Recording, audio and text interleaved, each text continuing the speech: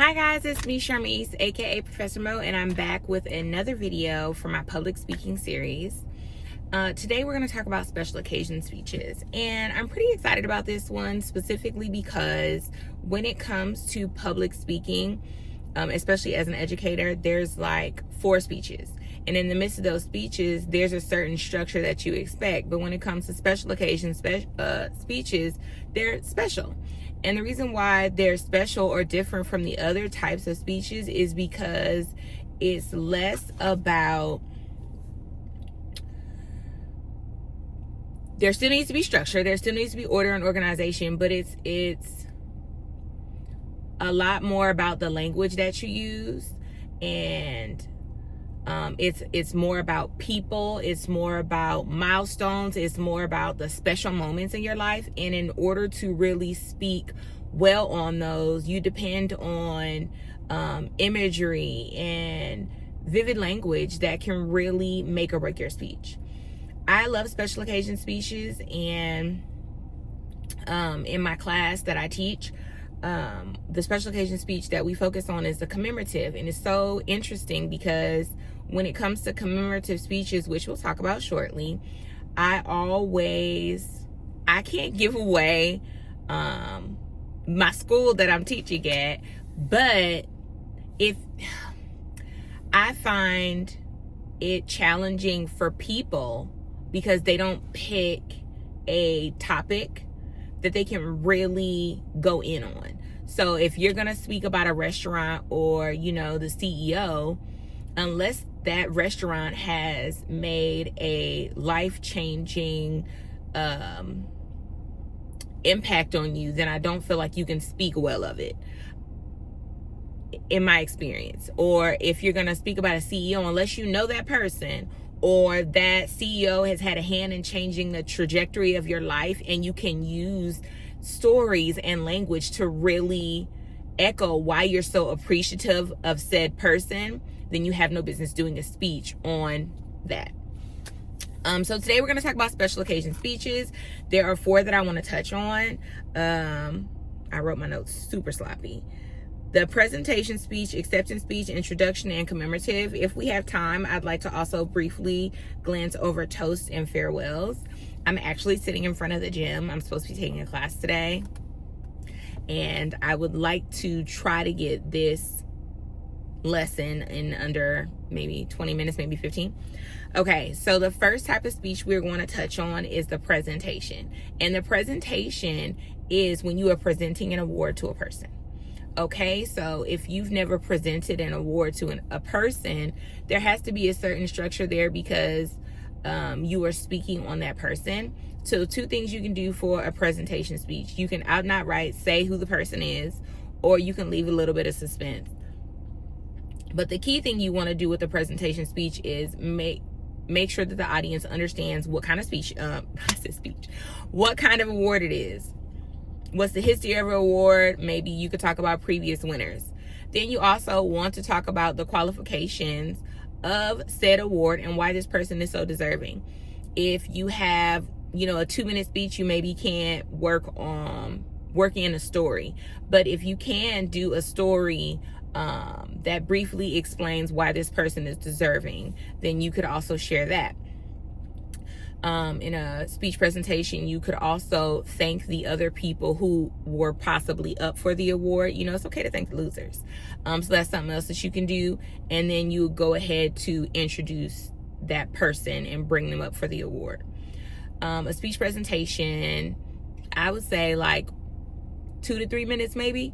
And in that time span, you should use really vivid language to explain why this person deserves the award, what qualities that they possess, how long that they've been with the company or the organization, what makes them stand out from other people. This is your opportunity in front of everyone else to give this person their flowers. So take the opportunity. It's also an opportunity to empower everybody in the room. One thing that I like to do is, or one thing I like to encourage is in these presentation speeches, There's a lot of people in the room who maybe wish that they won the award, or a lot of people who are looking and hanging on your every word. Use it as an opportunity to speak life to everybody in the room.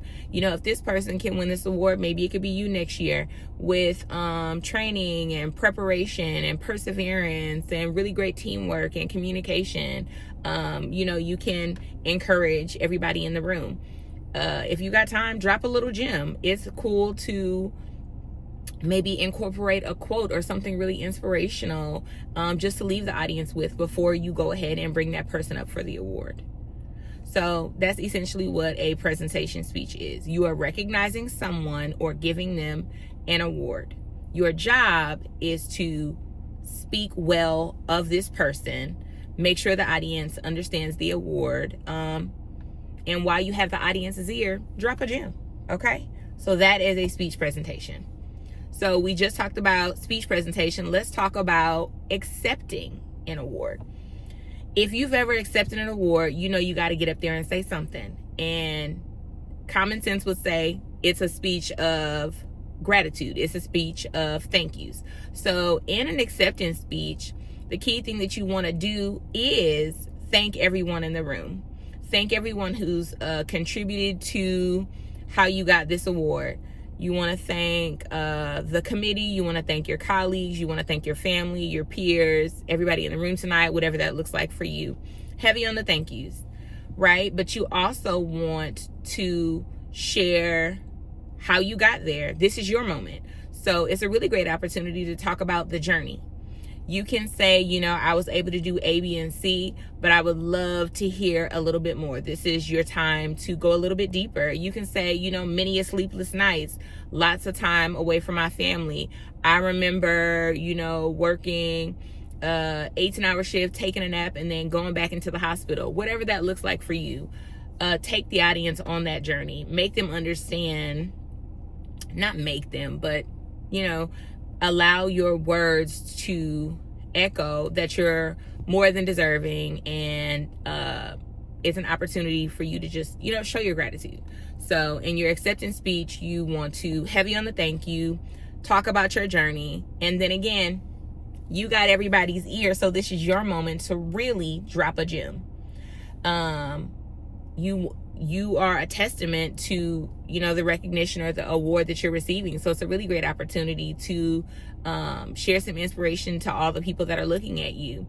In acceptance speeches, I've often, especially like on TV and larger platforms, I've often heard a lot of people shed light on political issues, human rights issues, whatever that looks like. So if it works well with your message, then again, you have the platform to shed light on something because everyone's listening to the information that you're sharing. So at the end of the day, an acceptance speech is probably one of the more brief ones. Because, you know, on TV, once you went over your time, they start playing music, you got to shut up, we got to keep going. So short and sweet, heavy on the thank yous, take the audience on a little bit of a journey, and then drop a gem. And if you're feeling fancy, you can also thank other nominees or other people that were also up for said award. It's a moment of gratitude, but it's also a moment of humility and humanity. So that's that. So that is the acceptance speech. I love the introduction speech because for those that don't pay attention, it's always interesting to see what they submit because it's an introduction speech where they introduce themselves, and that's not it. So an introduction speech is you introducing another person. Have you ever been to a conference or some type of event where there is a speaker coming out, but there's a speaker before the speaker? Maybe you the speaker before the speaker. Okay? You are the hype man. You are the person that's going to get the audience excited about the person coming to the stage. So this is your opportunity to humanize this person, let the audience know what they're talking about, and you're going to set the foundation for a warm welcome for the person that'll be coming out. So again, this is probably on the briefer side too. I've seen these maybe 1 or 2 minutes, not 1, 2 to 3 minutes maybe. In a introduction speech, your job is to, one, set the tone by speaking about the person, and you want to humanize them, you want to share their body of work, you want to talk about, the great works that they've done, then you want to introduce the topic that that person will be speaking about. So you might say, I always use Chris Brown, but I use him for a reason. So you say, the speaker that is coming to the stage is going to be talking about the highs and lows of the music industry. This person is the perfect candidate to talk about this because they've been in the music industry since they were a teenager. Now coming to the stage, Chris Brown. Okay, so that's not the whole speech, but you get it, right? So you introduce the topic that the person will discuss, and then you talk about, the qualities or what makes them an expert on the topic. In an introduction speech, just like with the speech presentation, you have an opportunity to out and outright say the person's name or leave a little suspense by bringing them out. I love a suspenseful moment. You can talk about this person's body of work and people can start piecing together who they think it is. You can introduce the topic and it starts to make sense for them. You could then say why the person is qualified, and then boom, you say, now coming to the stage, this person. So a little suspense doesn't hurt anybody. The reason why I talk about Chris Brown is because in the moments of humanizing a person, it's best to not talk about anything in that person's past that could be damaging or take away from what they're about to speak about. You want a warm welcome. You don't want it to be any bias or anything like that. I've had students do speeches on people and immediately bring up the drama. And that takes away from everything, really. It's a distraction. So just make sure that you briefly discuss the person's life and their body of work, things that are applicable, obviously. Then you want to introduce the topic they'll be speaking about, why this person is an expert or why this person is even qualified to discuss said topic. Then you go ahead and bring them out. Simple. An introduction. You are the hype man. Everything that you say will set the tone for when this person comes to stage, whether they'll get, a loud wave of claps and screams, woo, or it'll be silent. So just make sure that you use really great language to describe this person and everything that they're about to talk about. So the last one that I would teach, because these are the 4, is a commemorative speech. I love me a commemorative speech. If I had to do a commemorative speech today, I would talk about Clark Atlanta University. I would talk about Challengers Boys and Girls Club, or I would talk about Upward Bound. Those are 3 things that I feel like I could really commemorate. I feel like I could speak well of, and those are all times in my life that helped shape me as a person. If you can't say that a person or organization has done that for you, pick a different subject, okay? So a commemorative speech. A commemorative speech, you're commemorating a time. You're commemorating a milestone. You're commemorating something that you can speak well of and showing gratitude, thankfulness, appreciation, adoration, all those things. This is not a surface level speech. This is oh, okay, I felt that right here. If you can't right here, no, that's not it. I'm sorry. Okay. When a person talks about a commemorative speech, you're literally giving that person or the organization or the idea flowers, the epitome of flowers, and you're hitting on the why. Why are you appreciative of this person, this organization, this idea, this concept? Why? And when you talk about the why, the language that you use more than likely creates some type of emotional appeal. A lot of times it's happiness, but happiness sometimes evokes tears. Sometimes it's happiness and makes everybody laugh because you're using storytelling or something of that nature. The purpose of a commemorative speech is to show appreciation and gratitude and offer flowers, but it also is an opportunity for people to leave feeling empowered and seen and understood because the person or the organization that you're speaking about has changed the trajectory of your life. It has saved your life. It has reshaped your thinking. It has impacted you in a way so much that you have to outwardly express your appreciation. Does that make sense? So that's something that I really want you to think about when it comes to a commemorative speech. Leave no stone unturned as you're picking your topic. A lot of times people talk about, a teacher or an educator, a coach, a former boss. You can talk about family and stuff like that. And that's cute. In my class, I don't allow that. You have to pick another person from another aspect of your life. But just make sure that you can really hit on the why. If you don't have a true why, oh, this person gave me a job, whoop-de-doo. That's funny.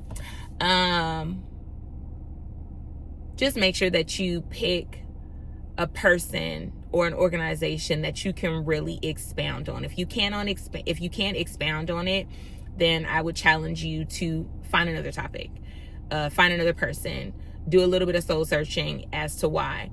I teach, at one point I was teaching dual enrollment, and my students were in high school, and they would go all the way back to elementary. That one teacher that paid them attention, that one teacher that didn't penalize them, that one teacher that pulled them aside and had to come to Jesus. Those are the moments, those are the milestones, those are the people that you want to commemorate. So I want to challenge you to consider that as you're preparing. I won't necessarily have time to talk about the toast and the farewell, specifically because I'm pushing it. But special occasion speech is special. A special occasion speech should... I'm not saying you have to make people cry. That's not what I'm saying. But I've seen people give speeches and it's not giving what it's supposed to be giving. So I will scream from the mountaintops, the topic that you pick matters. I would say that if you are asked to speak and give a person an award and you don't like that person, don't talk about them, baby. If you are going to a conference or if you're part of an organization and the keynote speaker is not someone that aligns with your views and they're like, hey, will you introduce this person? No, don't. These speeches are special. These speeches are different. These speeches, people should leave feeling feelings, okay? They should feel empowered. They should feel encouraged. They should feel something from the language that you are using. And if you can't give that, and if you can't accomplish that, I would challenge you to rethink things. No shade, no tea. You know what I mean? So today we talked about special occasion speeches, and we specifically expounded on presenting an award, accepting an award, introducing a speaker, and commemorative speeches. There we are. And discussion question for you. If you had to do a special occasion speech, what would you focus on to really resonate with the audience? Think about it. Oh, you know what? I still got time. Let me tell you this. So one thing that I try to convey with my students when it comes to special occasion speeches specifically is the language that you use.